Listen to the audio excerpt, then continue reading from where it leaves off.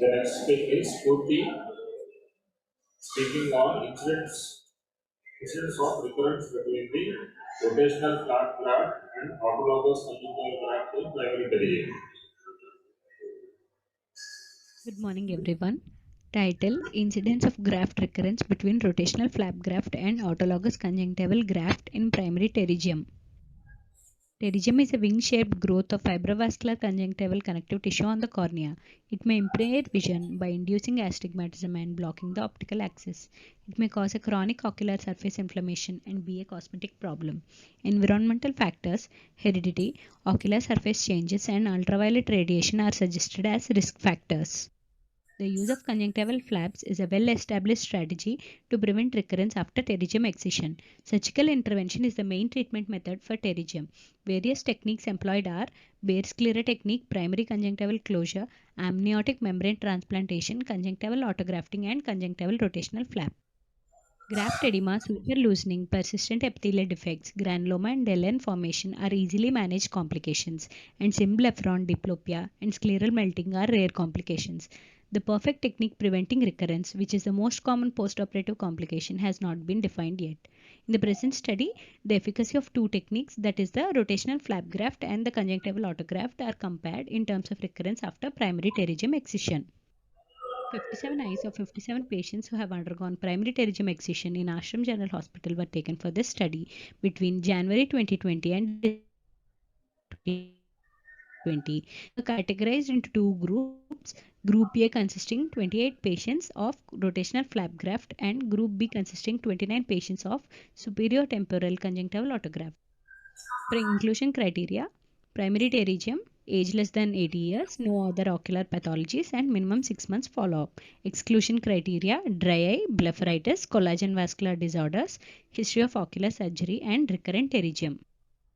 Surgery was done under local anesthesia, and the head of pterygium was lifted away from the cornea and cut with Westcott scissors, and subconjunctival fibrous tissue was completely removed.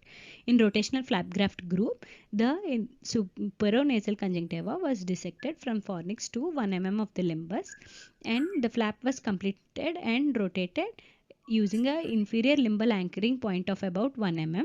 In conjunctival autograft group, the graft was taken supratemporally and it was thinly dissected, avoiding the Tenon's capsule. Limbal side of the autograft was placed on the limbal side of the defect and the other edges were tucked in. These are the images representing the technique. Postoperative flap edema was seen in 6 eyes out of 28 eyes in the rotational flap group and 5 eyes out of 29 eyes in the conjunctival autograft group, with no statistically significant difference.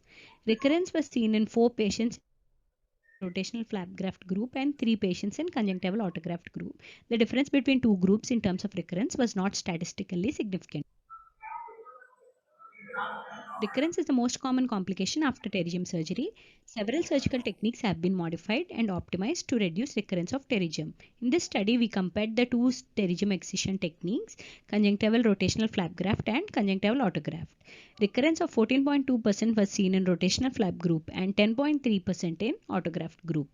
In a study done by Bilgin et al., recurrence rates in rotational flap group and autograft group were 6.6% and 6.1% respectively, with no significant difference between both the groups. Wasim Akhtar et al. Reported recurrence rates of 9.76% and 7.96% in rotational flap group and autograft group respectively, with no significant difference. In contrast, Kim et al. Reported that the postoperative recurrence rates were low in anchored rotational flap graft group, that is 2.72%, when compared to the conjunctival autograft technique with a 17.6% recurrence rate.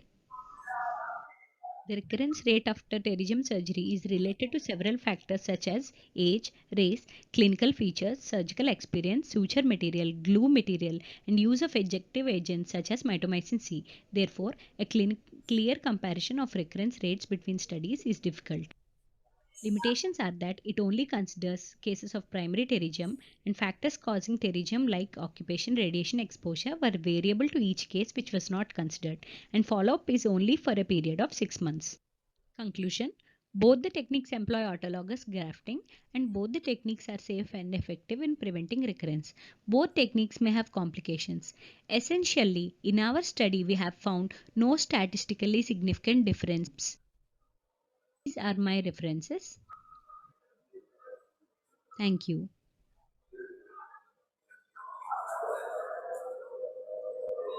So why you want to take rotational graft and other both are in the same center, superior nasally bone? Okay, no?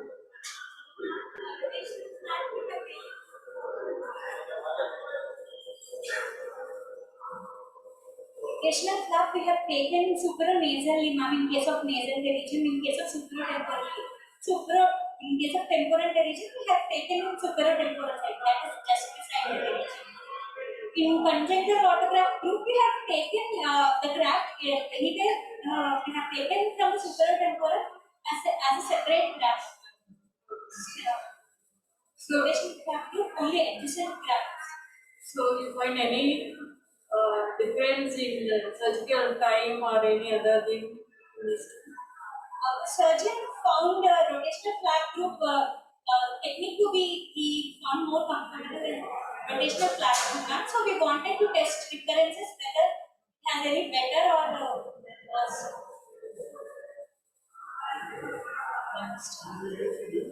No, sir, we have not used any glue or any other adjuvants. So what if the patient chooses glue? So you want to go for rotational graft or not?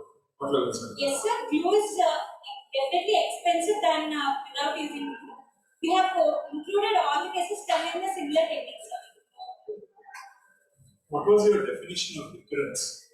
You told recurrence was there. What is the definition of recurrence? Definition of recurrence was pterygium which encroaches beyond the limbus.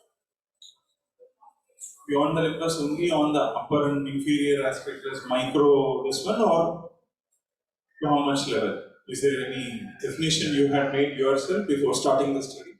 We have concluded any pterygium post surgery extending even 1 mm beyond the limbus. Thank you.